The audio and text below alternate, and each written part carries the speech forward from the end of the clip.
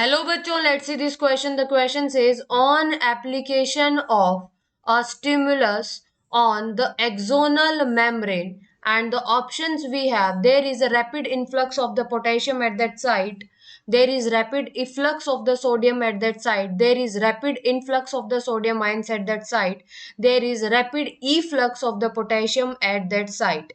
Now let's try to find out the correct answer of this question. अगर मैं बात करूं की कॉन्सेप्ट की, तो जो क्वेश्चन बात कर रहा है conduction and transmission of nerve impulse, conduction and transmission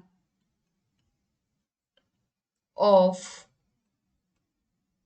nerve impulse, conduction and transmission of nerve impulse के बारे में क्वेश्चन बात कर रहा है. Now let's try to find out the correct answer of this question. अगर मैं एक्सोनल मेम्ब्रेन की बात करूं, तो ये है एक्स्ट्रा सेलुलर फ्लूइड और ये है इंट्रा सेलुलर फ्लूइड. जो एक्स्ट्रा सेलुलर फ्लूइड के अंदर जो चार्ज होगा वो पॉजिटिव होगा, और इंट्रा सेलुलर फ्लूइड के अंदर जो चार्ज होगा वो नेगेटिव होगा. बाहर सोडियम आयंस ज्यादा होंगे, बाहर सोडियम आयंस ज्यादा होंगे, अंदर नेगेटिव चार्ज होता है due to negatively charge proteins, negatively charge proteins, और अंदर जो ज्यादा आयंस प्रेजेंट होंगे वो होंगे पोटेशियम आयंस. ये है रेस्टिंग मेम्ब्रेन. रेस्टिंग मेम्ब्रेन के अंदर जो पोटेशियम गेटेड जो चैनल्स होते हैं वो ओपन होंगे, और जो चार्ज है ये चार्ज की कंडीशन रहेगी, और इसको हम बोलते हैं पोलराइज्ड स्टेट, इसको हम बोलते हैं polarized state.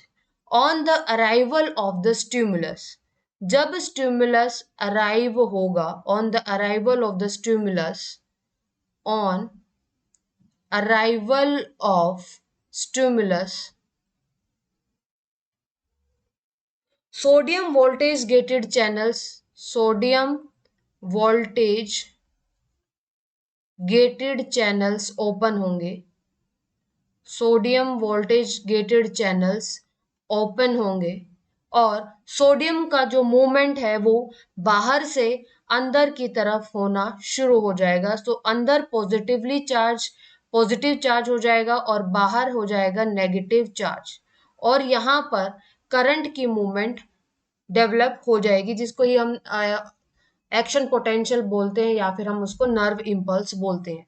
So on the application of the stimulus on the external membrane, there is a rapid influx of sodium at that side. Influx का मतलब होता है movement of ions from the extracellular fluid to the intracellular fluid. So the correct answer of this question is option number third is the correct answer. I hope you understood this question very well. Best of luck.